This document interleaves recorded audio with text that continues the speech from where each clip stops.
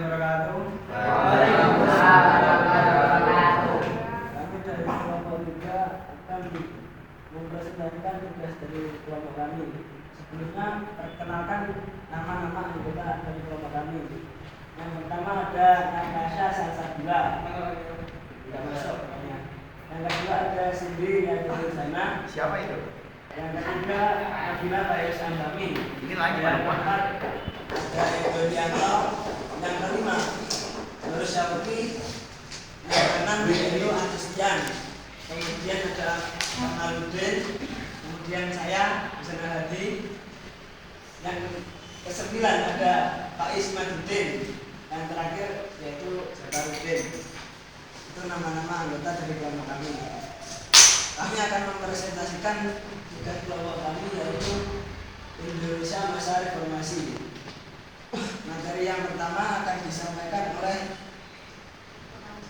Mas Agus Agustian. Oh gila, Wah,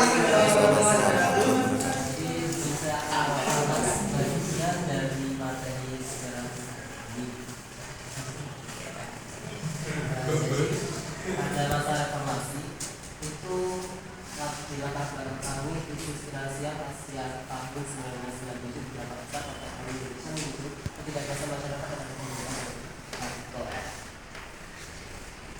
dan masyarakat kehilangan kepercayaan terhadap Presiden Soeharto karena dinilai tidak mampu mengatasi krisis dan adanya praktek korupsi, nepotisme atau KKN yang telah terjadi.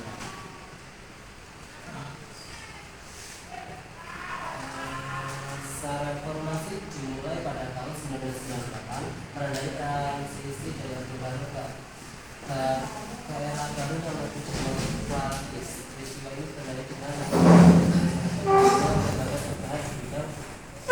berbagai bidang. Reformasi terkadang beberapa orang juga menganggapnya itu suatu masa setelah masa Orde Baru yang dimana beberapa masyarakat menuntut adanya perubahan pada setiap sendi kehidupan di Indonesia. Reformasi di sini merupakan kebijakan politik yang bertujuan melakukan kebijakan atau institusi tidak adil bagi masyarakat. Sebelum memasuki masa reformasi dan ditemukan sistem kebijakan otoriter, kepentingan rakyat terabaikan dan tidak korupsi pejabat semakin merajalela. Agenda reformasi ingin memperjuangkan kebebasan transaksi keadilan dan demokrasi baik guna menjaga kesejahteraan Indonesia masih makin bisa dilakukan saat Indonesia harus menghadapi krisis keuangan Asia 1997 yang membuat kondisi perekonomian hancur. Rencana konsultasi ini mencakup keadilan bagi semua warga Indonesia tanpa pandang serta kepastian hukum dalam setiap tindakan pemerintah dan lembaga negara. Pemberantasan KKN. Konsultan ini bertujuan untuk membersihkan praktek-praktek korupsi yang kedua yang merajalela di berbagai sektor pemerintahan dan bisnis yang dianggap merugikan negara dan masyarakat. Gigi.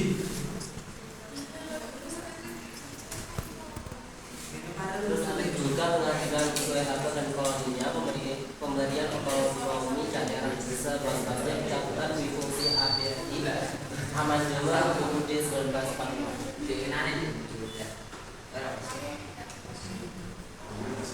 Tujuan reformasi yaitu tujuan gerakan reformasi yang dipelopori oleh mahasiswa pada tahun 1998 dalam memperjuangkan keadilan kebebasan transparansi dan demokrasi bagi rakyat Indonesia. Era reformasi membuat terjadinya reformasi sosial yang yang secara terbuka membantu pemerintah memperbaiki tata dampak positif dari reformasi Indonesia. Transaksi pemerintah reformasi mendorong pemerintah yang lebih terbuka dan akuntabel baik di pusat maupun daerah. Hal ini ditandai dengan meningkatkan akses informasi publik dan partisipasi masyarakat dari berbagai pihak termasuk tokoh-tokoh nasional dan internasional. Soeharto mengundurkan diri pada tahun 21 Mei 1998. Habibie dilantik menjadi presiden. Habibie melakukan berbagai pada masa reformasi yaitu dimulainya pada tahun 1998 menghadapi berbagai tantangan dan berbagai bidang. Beberapa tantangan utama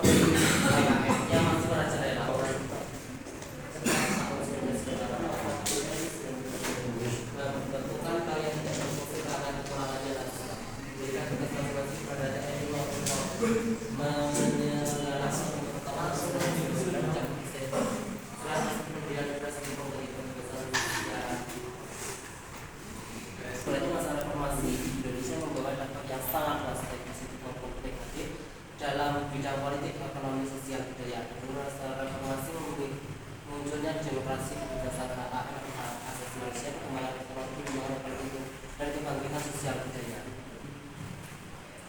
Untuk demikian presentasi dari kami yang disampaikan oleh Mas Agus. Terima kasih Mas Agus.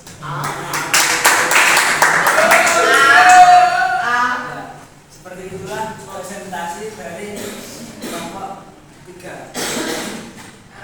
Jadi itu saja yang bisa dapat kami sampaikan. Apabila ada kurang lebihnya, kami mohon maaf dari kelompok. Apabila ada yang dipertanyakan, kami silakan untuk dipertanyakan.